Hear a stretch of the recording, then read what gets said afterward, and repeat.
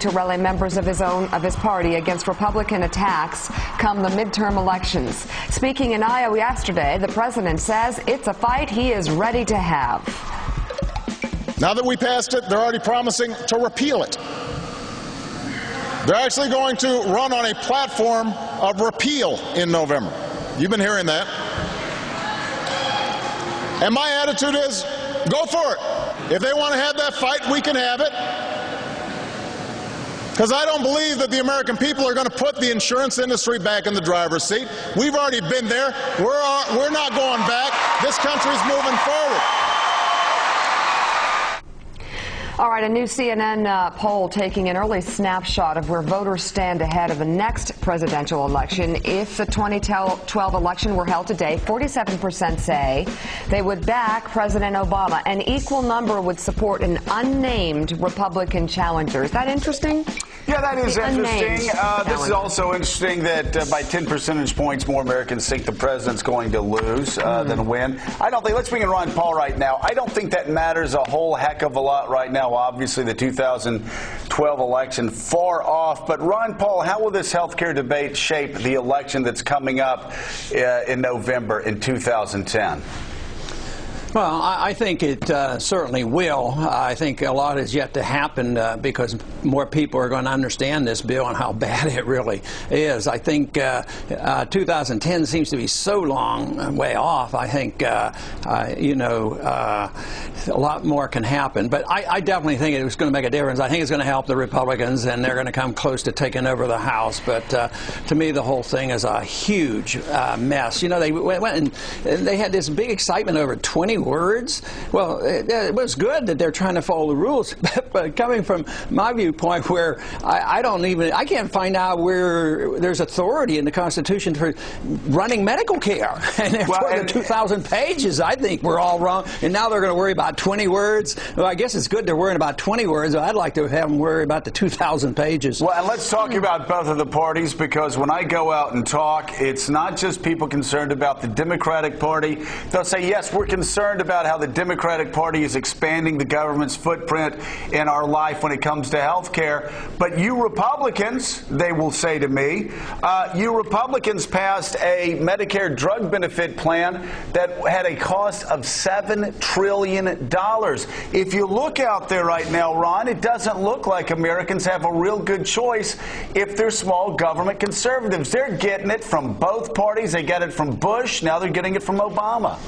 And thank goodness the people are waking up. You know, the people can have an influence when they finally wake up, and they are on this issue. And you make a very important point, because when Republicans were in charge, they were doing the same thing, running up deficits, expanding the role of government, and expanding the Department of Education, and the whole mess. So the people are catching on. But the reason they're catching on is that they're realizing that our government and our country is bankrupt. And nobody believes that they can give 30 million new people medical care and not charge them and lower the deficit. I mean, it is astounding that they do this with a straight face. And yet everything is just so much partisan bickering. And like you point out, they're saying the same thing, but it's partisanship. It's who gets to favor their friends the most, who's going to run it, who gets the power. Well, and that's what's so fascinating to me, is the harsh partisanship in Washington, D.C. When you look at the arc of the federal government over the past decade, there's just not a lot. And this drives partisans on both sides crazy when I say it, but when it comes to the size of government, there's just not a real difference between Republicans and Democrats. How Republicans acted over 8 years when they're in power, and how Democrats are acting now. They're both spending money we don't have. Pat Buchanan, do you have a question for Ron Paul? Sure, but you're right, Joe. George W. Bush was a great society Republican. But let me ask Ron this. Ron, let me ask you, repeal and reform sounds like a good message to run on, and I think it's got real credibility with the American people. There are some aspects of that bill they may like, others they detest. But as a practical matter, the president's got a veto pen. You'd have to have 2/3 of both houses to override his veto. As a practical matter, you can't repeal and reform, can you? No, not under these circumstances. Maybe someday when the country goes bankrupt and we rebuild the whole society, we're going to have to reform. But right now, there's no chance of this happening. I would like to preserve and save something. You know, this whole medical debate. You know, they talked about the public option, you know, for a long time. I wondered why they never said, why can't we preserve a private option? This, to me, one of the worst things they've done with this bill is take away a private choice. They undermine the health savings accounts, so giving a person to opt out. But they don't want you to opt out. Matter of fact, this time they're forcing everybody to go in and buy government mandated insurance. So they're moving in the wrong direction, at least in education. As bad as it is with public education and what they've done to it, you know, you could opt out. You could teach your kids at home and you could still go to private school. But now in medicine you can't opt out, and that is why the medical care quality is going to deteriorate and why the cost is going to escalate, and eventually everybody's going to be a lot more unhappy. Pat Buchanan, I want to go to your point though about repealing this bill or portions of it if Republicans take control of the House of Representatives. The one thing that we knew in 1994 when we got elected is even if the liberal Republicans in the Senate didn't go along with us, even if Bill Clinton didn't go along with us, you look at the Constitution, and the House of Representatives has the checkbook. Nothing gets paid for unless the House of Representatives says it gets paid for. So you have a lot of programs that could be defunded by a conservative House in 2011 and 2012. Nothing passes, nothing gets done unless the House says it does.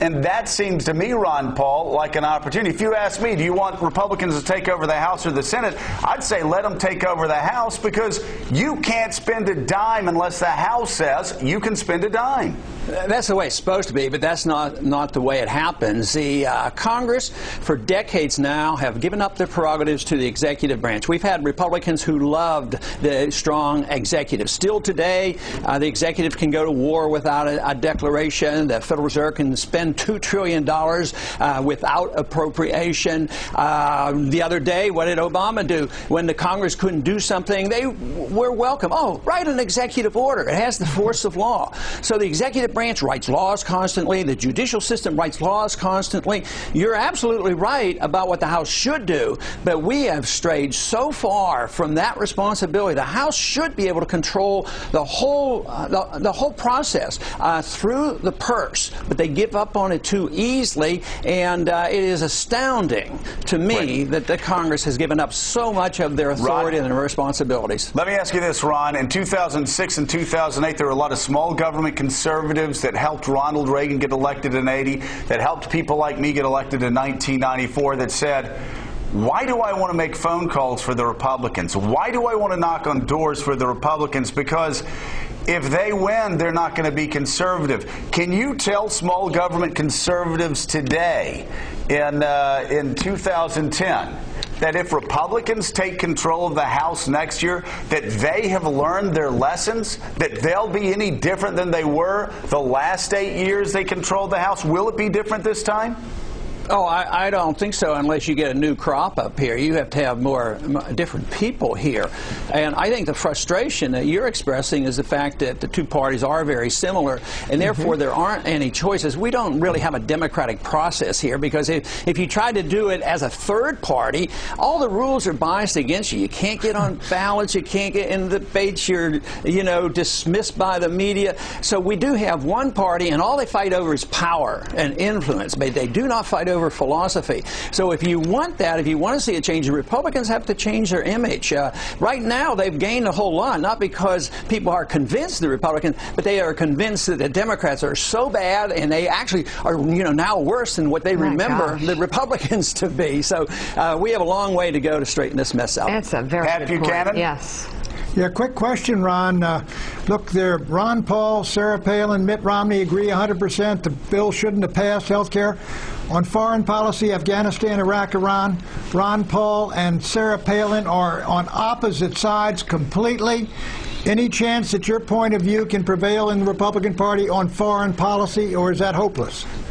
No, it's not hopeless. We're making progress, and this is where I'm excited. Not on the House floor yet, but the people's minds are being changed. Tomorrow night I'll be at Boise State University in Idaho, and believe me, we'll have a large crowd, and they are going to endorse the views of non-intervention, coming to our senses. We're bankrupt, and we can't police the world. We're broke here in this country. Why are we spending $1 trillion a year managing an empire that is unmanageable and only gets us into trouble? That attitude is changing. The next generation will know we have to change that policy. Yeah, that's actually Exactly. Congressman Ron Paul echoing what you said at your speech at Cato. Well, there are a lot of people was that last week. And Ron's exactly right. There are a lot of people that are saying we're bankrupt.